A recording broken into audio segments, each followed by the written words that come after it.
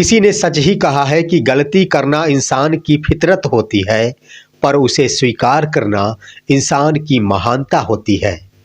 आपसे गलतियां आपको गिराने के लिए नहीं, बल्कि आपको मजबूत बनाने के लिए होती है।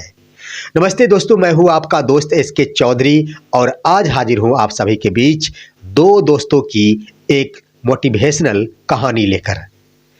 दोस्तों, एक बार की बात है, दो दोस्त थे। उन दोस्तों में एक का नाम राहुल था तो दूसरा का नाम विजय था। राहुल और विजय काफ़ी अच्छे दोस्त थे, दोनों के विचार मिलते थे, इसलिए दोनों ही हमेशा एक साथ रहा करते थे। जो भी काम किया करते थे एक साथ किया करते थे।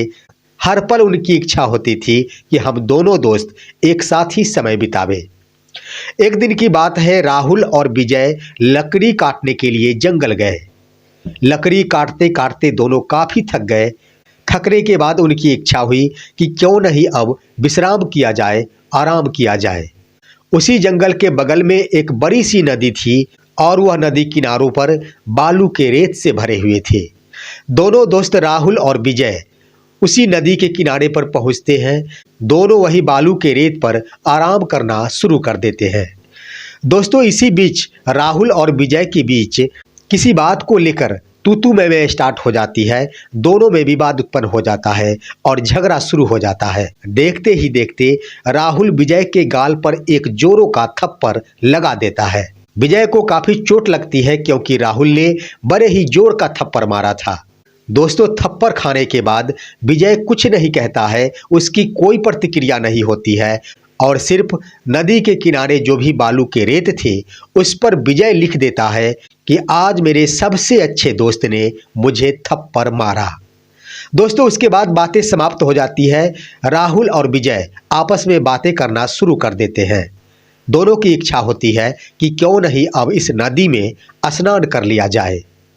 अब दोनों अपने अपने कपड़े खोलते हैं और नदी में कूद जाते हैं।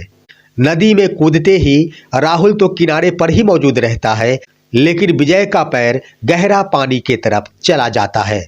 विजय पानी के बहाव के साथ बहना शुरू हो जाता है और इसे जब उसका दोस्त राहुल देखता है तो उसे लग जाता है कि निश्चित रूप से अब विजय पानी में डूब जाएगा।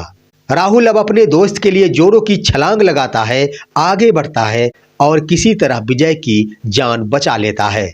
अब दोनों दोस्त पानी से बाहर निकलता है। पानी से बाहर निकलने के बाद विजय, जिसका पुनर्जन्म हुआ था, अगर उसका दोस्त आज नहीं होता तो निश्चित रूप से वह पानी में डूब जाता। विजय अब वहीं पर पड़े एक पत्थर पर लिखता है कि आज मेरे सच्चे दोस्त ने मेरी जान बचाई। दोस्तों, ये बातें देखकर राहुल के मन में अब कुछ विचार उत्पन्न होता है कि आखिर एक बार विजय बालू के रेत पर लिखता है और दूसरी बार पत्थर पर लिखता है। उसके मन में जब यह विचार उत्पन्न होता है तब वो सोचता है कि क्यों नहीं विजय से ये बातें पूछ ली जाए। अब राहुल अपने दोस्त विजय से पूछता है कि विजय, मैंने जब तुझे थप्पड़ मारा था उस वक्त तूने बालू के रेत पर लिखा था कि आज मेरे सच्चे दोस्त ने मुझे थप्पड़ मारा, और जब मैंने तुम्हारी जान बचाई तब तूने पत्थर पर लिखा कि आज मेरे सच्चे दोस्त ने मेरी जान बचाई। आखिर बालू के रेत पर लिखने का कारण क्या है और पत्थर पर लिखने का कारण क्या है? दोस्तों, जब विजय अपने दोस्त की बात ये सुनता है तब वो कहता है कि दोस्त, जब कभी भी कोई चोट पहुंचाए तब उसे बालू के रेत पर लिख देना चाहिए ताकि वो हवा के झोंकों के साथ मिट जाए, और जब कभी भी जीवन में कोई अच्छाई करे तो उसे पत्थर पर लिख देना चाहिए ताकि वो कभी ना मिटे, अमर बन जाए। दोस्तों, उस वक्त राहुल की आंखें खुल जाती है और राहुल समझ जाता है कि वास्तव में हमारा दोस्त बहुत ही समझदार है और उसने आज हमारी आंखें खोल दी। दोस्तों, ये छोटी सी कहानी हमें सिखाती है कि निश्चित रूप से बुराई को हमें भूल जाना चाहिए और अच्छाई को अमर बना देना चाहिए।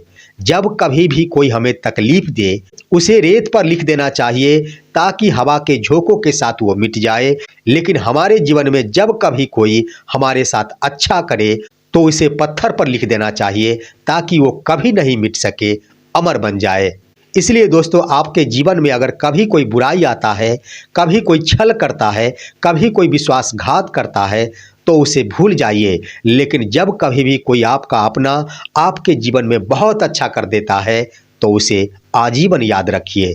तो अंत में हम कहना चाहेंगे कि हर दिन आगे बढ़ते जाओ, एक नए आस के साथ अपना हर कदम बढ़ाओ, एक नए विश्वास के साथ। हम फिर मिलेंगे आपसे अगले वीडियो में, तब तक के लिए अपने ही दोस्त एसके चौधरी को दीजिए इजाजत। नमस्कार।